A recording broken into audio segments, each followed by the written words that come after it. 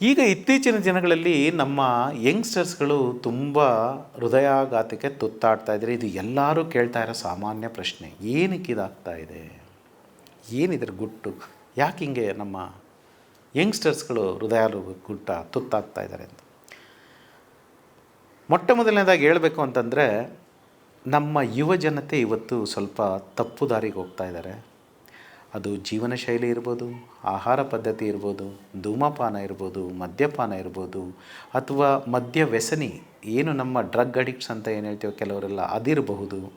So ಅವ್ರಿಗೆ ಏನು ಕಷ್ಟಪಟ್ಟು ದುಡಿಬೇಕು ಅಥವಾ ಆ ಥರ ಒಂದು ಮನೋಭಾವ ಇಲ್ಲದೇ ಇರೋದ್ರಿಂದ ಸೆಡೆಂಟರಿ ಲೈಫ್ ಸ್ಟೈಲ್ಗೆ ಅವರು ತುಂಬಾ ಮಾರು ಹೋಗ್ತಾ ಇದ್ದಾರೆ. ಎಲ್ಲ ಇವತ್ತು ಟೆಕ್ನಾಲಜಿ ಎಷ್ಟು ಅಡ್ವಾನ್ಸ್ ಆಗಿದೆ ಅಂದರೆ, the world is very small. ನಿಮ್ಮ ಅಂಗೈನಲ್ಲೇ ಅರಮನೆ ತೋರಿಸ್ಬೋದು, ಇಲ್ಲಿ ಕೂತ್ಕೊಂಡು ಈಗಿಂದನೇ ಅಮೇರಿಕಾಗೆ ನೋಡ್ಬೋದು. ಸೊ ಈ ಥರ ಒಂದು ಜೀವನ ಶೈಲಿ ಮೊದಲಿನಷ್ಟು ಓಡಾಟ, ವ್ಯಾಯಾಮ ಅಥವಾ ಅವರ ಒಂದು ಎಲ್ಲಕ್ಕಿಂತ ಹೆಚ್ಚಾಗಿ ಸ್ಟ್ರೆಸ್, ಏನು ನಮ್ಮ ಯುವಜನತೆ ಇವತ್ತು ಯಾವುದಕ್ಕೆ ಈಡಾಗ್ತಾ ಇದ್ದಾರೆ ಅಂದರೆ, ಸ್ಟ್ರೆಸ್ ಅಂದರೆ ಅದು ಫ್ಯಾಮಿಲಿ ಸ್ಟ್ರೆಸ್ ಇರ್ಬೋದು, ಫೈನಾನ್ಷಿಯಲ್ ಸ್ಟ್ರೆಸ್ ಇರ್ಬೋದು, ಎನ್ವೈರ್ನ್ಮೆಂಟಲ್ ಸ್ಟ್ರೆಸ್ ಇರ್ಬೋದು, ಪ್ರೊಫೆಷನಲ್ ಸ್ಟ್ರೆಸ್ ಇರ್ಬೋದು, ಇನ್ನಿತರ ಬೇರೆ ಸ್ಟ್ರೆಸ್ಗಳಿರ್ಬೋದು, ವ್ಯಕ್ತಿಗತವಾಗಿ ಸ್ಟ್ರೆಸ್ ಇರ್ಬೋದು. ಈ ಎಲ್ಲ ಸ್ಟ್ರೆಸ್ಗೂ ನಮ್ಮ ಯುವಜನತೆ ತುತ್ತಾಗ್ತಾ ಇದ್ದಾರೆ. ಉದಾಹರಣೆಗೆ ಹೇಳಬೇಕು ಅಂತಂದರೆ, ಮಲ್ಲೇಶ್ವರಮಲ್ಲಿ ಒಂದು ಮನೆ ಇದೆ, HSR ಲೇಔಟಲ್ಲಿ ಒಂದು ಮನೆ ಮಾಡಬೇಕು, that it self is A stress. 2 wheeler ಇದೆ, ನಾಳೆ 4 ವೀಲರ್ ತಿರ್ಕೊಂಡು, ನನ್ನ ಆದಾಯ ಇಷ್ಟಿದೆ, ಖರ್ಚು ಇಷ್ಟಿದೆ. ಈ ಥರ ಒಂದು ಸಂದರ್ಭದಲ್ಲಿ ನಮ್ಮ ಯುವಜನತೆ ತಮ್ಮ ಲಿಮಿಟನ್ನು ಮೀರಿ ಮುಂದುವರಿತಾ ಇದ್ದಾರೆ.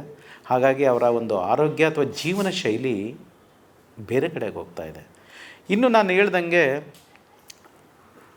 ಬೇರೆ ಥರ ಕಾಯಿಲೆಗಳು ಈಗ ಬೇಗನೆ ಕಾಣಿಸ್ಕೋತಾ ಇದ್ದಾವೆ. ಅದು ರಕ್ತದೊತ್ತಡ ಇರ್ಬೋದು, ಹೈಪರ್ಟೆನ್ಷನ್, BP, ಅಥವಾ ಮಧುಮೇಹ ಇರ್ಬೋದು, ಡಯಾಬಿಟೀಸ್ ಇದಿರ್ಬೋದು, ಅಥವಾ ಅಧಿಕ ಕೊಲೆಸ್ಟ್ರಾಲ್ ಇರ್ಬೋದು. ಇದೆಲ್ಲ ಆನುವಂಶೀಯತೆ ಮೇಲೆ ಡಿಪೆಂಡ್ ಆಗಿರುತ್ತೆ.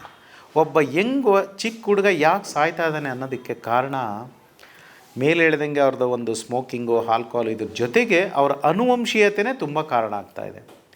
ನನಗೆ ಎಷ್ಟೋ ಜನ ಅಲ್ಲಿ ಬಂದು ಹೇಳ್ತಾರೆ, ಸರ್ 90 ವರ್ಷ ನಮ್ಮ ದೊಡ್ಡಪ್ಪ ಇನ್ನೂ ಬೀಡಿ ಸೇರ್ತಾ ಇದ್ದಾನೆ ಸರ್, ಚೆನ್ನಾಗಿದೆ ನನಗೆ. ಅವರು ಏನು ತಂದೆ ತಾಯಿಗಳಿಂದ ಬಳುವಳಿಯಾಗಿ ತಂದಿರೋ ಅಂಥ ಜೀನ್ಸ್, ಆ ಜೀನ್ಸ್ ಎಲ್ಲಿ ತನಕ ಎಕ್ಸ್ಪ್ರೆಸ್ ಆಗಲ್ವೋ ಅಲ್ಲಿ ತನಕ ಅವರು ಚೆನ್ನಾಗೇ ಇರ್ತಾರೆ. ಆದರೆ ಒತ್ತಡಗಳ ಒಂದು ಸಮಾಜದಲ್ಲಿ ಅಥವಾ ಸಿಚುವೇಷನಲ್ಲಿ ನಾವು ಎನ್ವೈರ್ನ್ಮೆಂಟಲ್ಲಿ ಬದುಕ್ತಾ ಇರೋದ್ರಿಂದ ನಮ್ಮ ಏನು ಎನ್ವೈರ್ನ್ಮೆಂಟಿಂದ ನಮ್ಗೆ ಆಗ್ತಾ ಇರೋಂಥ ದುಷ್ಪರಿಣಾಮಗಳು, ಎನ್ವೈರ್ನ್ಮೆಂಟ್ ಅದಾದರೂ ಏರ್ ಪೊಲ್ಯೂಷನ್ ಇರ್ಬೋದು, ನಾಯ್ಸ್ ಪೊಲ್ಯೂಷನ್ ಇರ್ಬೋದು, ಇವೆಲ್ಲ ಕೂಡ ಕಾಂಟ್ರಿಬ್ಯೂಟ್ ಮಾಡುತ್ತೆ.